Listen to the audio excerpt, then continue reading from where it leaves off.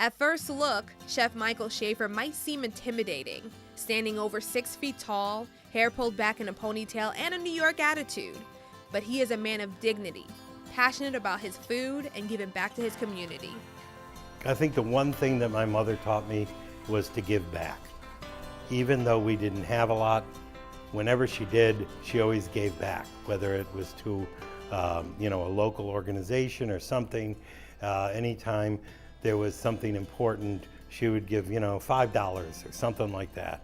And it would come back to us. People would help us, and what goes around comes around. Born and raised in the inner city of Buffalo, New York, Shafer didn't grow up with a silver spoon in his mouth, but it made him who he is today. My mom raised 5 of us on her own, so if we wanted to eat, we needed to learn how to cook. So my mom tells stories of me pulling a chair up to the stove so I could reach it to cook for my friends. Shafer learned his way around the kitchen at an early age, but also to work hard for the things that he wanted. All the kids, all 5 of us, if we wanted something, we needed to earn it. And my mom put food on the table and my mom put clothes on our back. But if we wanted something else, you needed to get a job and figure out a way to earn it. From working as a dishwasher to a stockboard or delivering baked goods, Shafer worked them all. But staying on the straight and narrow path was tough for Shafer, who found himself hanging out with the wrong crowds. I had a teacher who sort of straightened me out and gave me a goal. I know it's hard to believe, but I was a bit of a juvenile delinquent when I was young. And he gave me a purpose. And he even got me a full ride to college, so I owe him a lot. I even looked him up about 10 years ago and found him and said thanks, because this is what I've become. And art education didn't keep his attention, and to make sure he stayed out of trouble, he decided it was time for a change. So at the age of 21, he left school for the hopes of something better. Packed up everything I owned, which was not too much, a couple boxes, and drove out here with a friend and started sleeping on someone's couch again until I got my own place. The Golden State was the perfect place to pursue his current passion in photojournalism. But with Hollywood not calling as fast as he thought, he picked up a job as a cook at the Century City Plaza Hotel, and the rest is history. I moved to California, where I met my mentor in the 70s, who told me that this was a profession to be a chef, not a job. And it could take me anywhere and provide me with everything that I ever wanted out of life. And he was right. I've worked in 5 countries and 30 different cities, and I got a job in the hotel, and he must have seen something in me, because for the first month he would take me into his office every night and yell at me and tell me I was a useless piece of something or other. And eventually, after about the first week or so, the New York came out in me, and I said, listen, you want to teach me? Fine. You want to just yell at me? Come on outside, we'll talk. And he goes, finally, you're going to say something. So he sat me down and we had a real good talk, and he goes, this is it. Pay attention, learn. Alongside Walter Roth, corporate chef of the West End Hotels, Shafer learned the ins and outs of fine cuisine. Before he passed away, 60 or 70 chefs from all over the country flew out here to California to have dinner with him and pay homage to him before he moved to Indiana to live with his daughter, and we knew that that was the end. And everybody had dinner at a Swiss restaurant, because he was Swiss-German up in the valley. And we went around the room and everyone told a great story about him and bid him farewell, and that was it. But he affected so many chefs in the United States and in the world through his talent and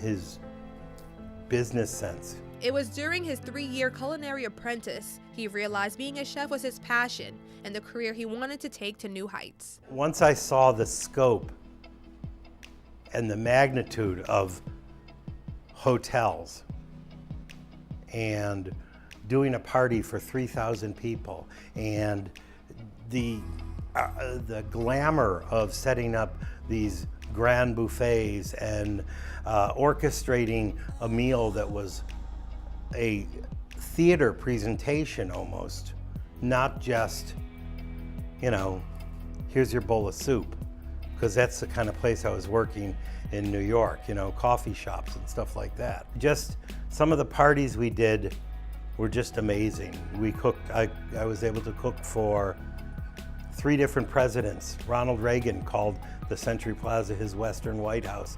We cooked for Ronnie all the time.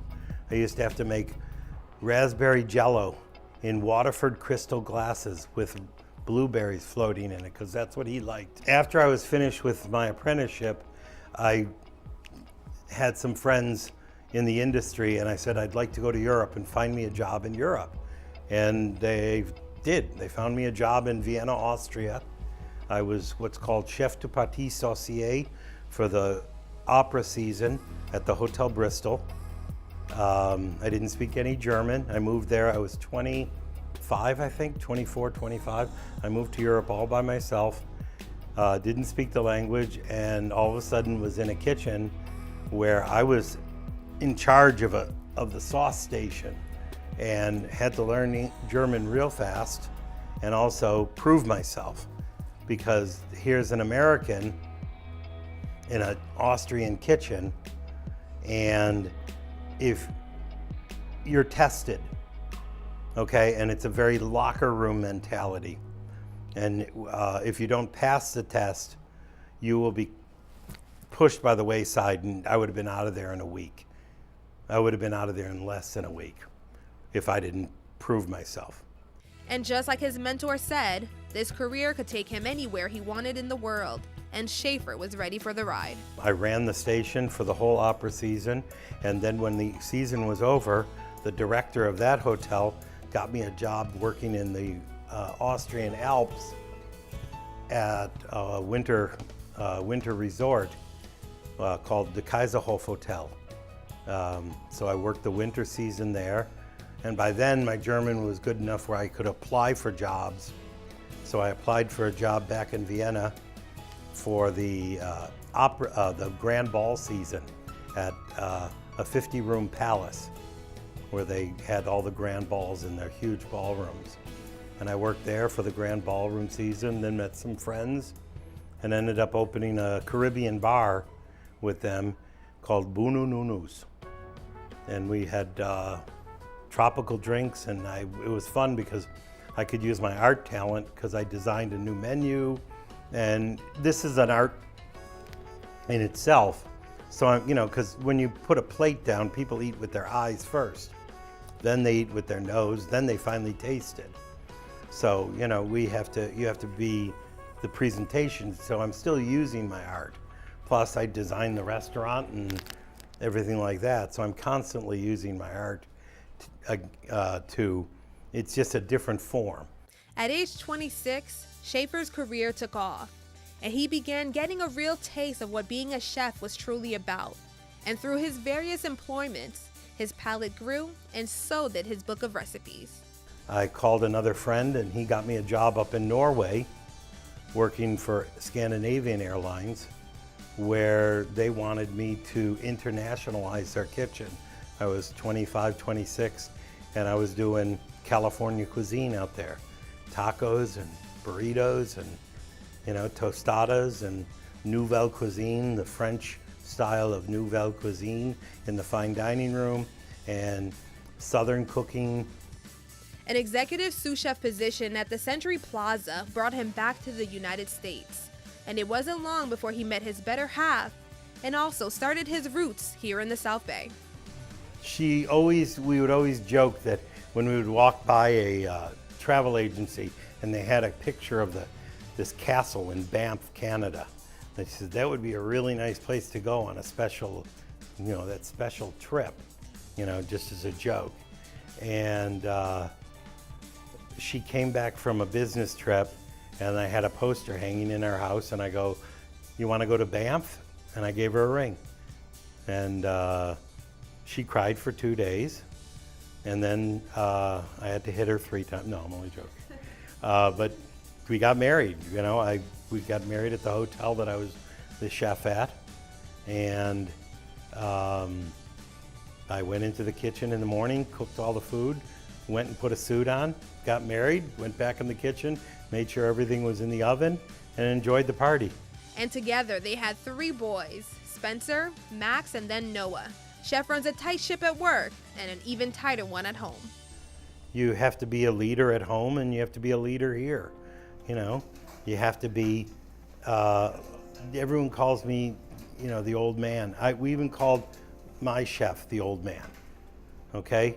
It is a family sort of thing, and he is Papa, you know, and he can be, you know, the guy who you sit on his lap and he's nice, or he could be the guy who sends you to your room because you've been a bad boy, you know, and it's the same thing here.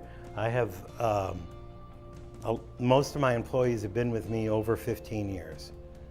I have employees that have been with me here all 25, and we're a family, and they know that if they don't play by the rules, Daddy's gonna scold you. And if they do play by the rules, everything will be great and we'll get ice cream.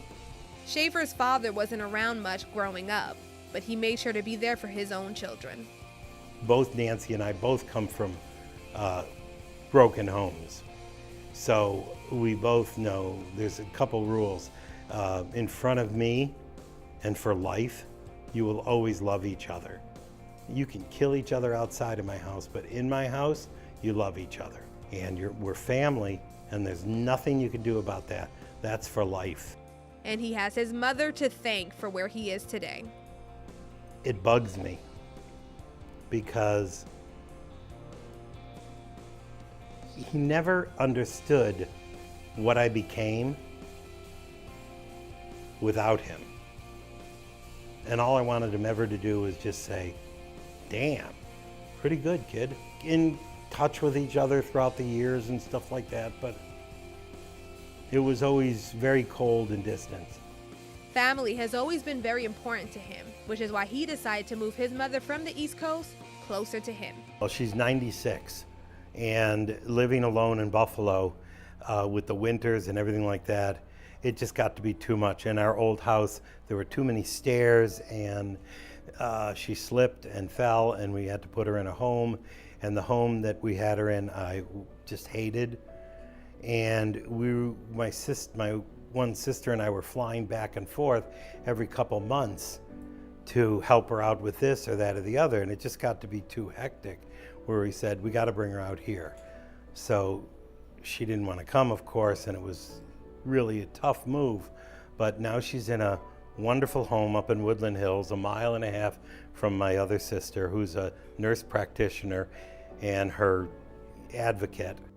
And being his own boss was another top priority. Chef worked in all of these restaurants and hotels, and it was time for him to run his own show under his own roof. When I met my ex-partners, they already had 3 restaurants, and they were developing this restaurant already. I sat next to one of my partners at a meeting for a chef's organization, and we started talking, and I said, you know, I'd like you to look at my proposal. I'm trying to, you know, open my own place. And he said, boy, I really like this concept. Let's do it together, and we did. So that's how Depot came. We already had other restaurants. And then eventually, I was their corporate chef for all restaurants, and we had some more, and then we parted friends. The building itself is a historical site. It was built in 1912, the same year that the city of Torrance came about. We had our 100th anniversary, 2012. It was a train station for the red car system. The inside is all what we put in. The exterior is still original. The Depot restaurant opened on October 1991, taking over the historic building of the Pacific Electric Railway Depot, designed more than 100 years ago by architect Irving Gill. Very urban. Since we are in downtown Torrance, I wanted it to be a very urban sort of feel, like you could walk into this restaurant and you'd know you were in a restaurant in Detroit or Chicago or New York. It has a very rich Art Deco-y sort of feel. And his art showed up again on a plate. We call it global cuisine, which means it's a little bit of everything, you know, and we have a very broad menu with everything from Asian influence to Italian to Central European to Mexican to California. It's just a very big fusion or melting pot of the kind